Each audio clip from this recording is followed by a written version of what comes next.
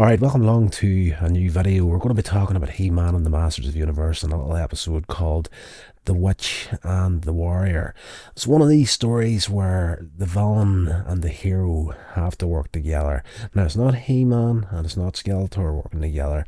It ends up being Teela and Evelyn have to work together. I love these sorts of stories and these old shows, whether it be a cartoon or live action. Fantastic back in the day. Transformers, for example, when Optimus Prime and Megatron had to work together in some of the episodes in G1, some of my favourite episodes. So I love that sort of content and these sorts of shows. So the main villain of this piece is Kophos, and he's got these minions called the Orcs with him. Essentially, there's a wizard called Malik that's summoned to a desert city of Aradon to help protect a temple containing the fountain of life from Kophos. He is launching more and more attacks on the city to try and steal this fountain of life energy, send demons in, and this guy Malik, he's got his doubts on how long he'll be able to hold out, and he contacts the royal palace to ask for He-Man's help. Prince Adam transforms into He-Man, of course, leaves for the city along with Teela, asking Man-at-Arms to stay behind unless he needs backup. I'll call you if I need you, sort of thing. Meanwhile, Skeletor, he's also heard about this fountain of life and sends Evelyn and Clawful to try to steal the waters from it for his own use. Clawful is a great. I love the way they name the characters in here. So simple and so stupid at times, but just works perfectly. This guy, he's got claws and he's a bad guy, so he's awful. Claws, awful. Clawful, class. When He-Man and Teela reach the city, Kophos conjures a sand demon, sends it after the fountain. Evelyn sends Clawful to keep He-Man busy. They have their fight going on. There's a lot of action on this episode, to be fair. It's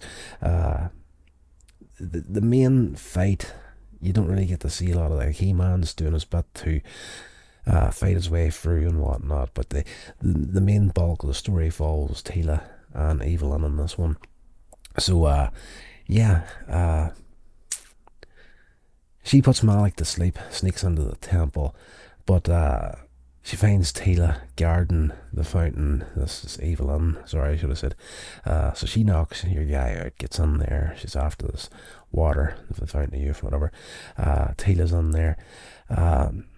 They fight until the temple rips free from its foundations and flies up into the sky, of course. Kophos, surprised to find both of them inside, he steals Evelyn's powers with the magic gem, teleports the two of the women into the desert where he leaves them to die. After a short fight, He-Man defeats Clawful, wraps him up in a stone slab and hurls him all the way back to Snake Mountain. There's his superhuman strength, of course. He then meets up with Malik, who tells him that they need to find the fountain before the city dries up. Man-at-Arms, Orko and Cringer arrive on the attack track. Right as they prepare to leave, He-Man transforms Cringer and the Battle Cat, and they all set out for Kophos' palace. Meanwhile, Teela and Evelyn realise that they have to rely on each other to survive and agree to a truce until they find Kophos. And there's moments there in this episode where Teela gets herself into trouble whenever they're fighting like a sand demon or something, and Evelyn has every chance to get away, leave Teela to die, but she doesn't. She turns and she heads back to help her. She even takes her headpiece off and throws it down as a distraction to save Teela. So you get to see her without the usual look. You get to see the short white hair in this episode, and I think that's the first time and probably the only time in the run of the original series where you get to see that. So that kind of shows her vulnerable side as well. So great little episode. Where are we at? I've lost my place in my notes once again.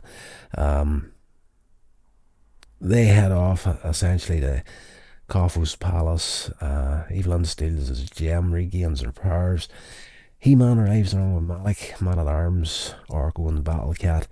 As the women find themselves surrounded by orcs, Kafos teleports away to steal the fountain's waters while everyone's busy fighting his army of these orc creatures.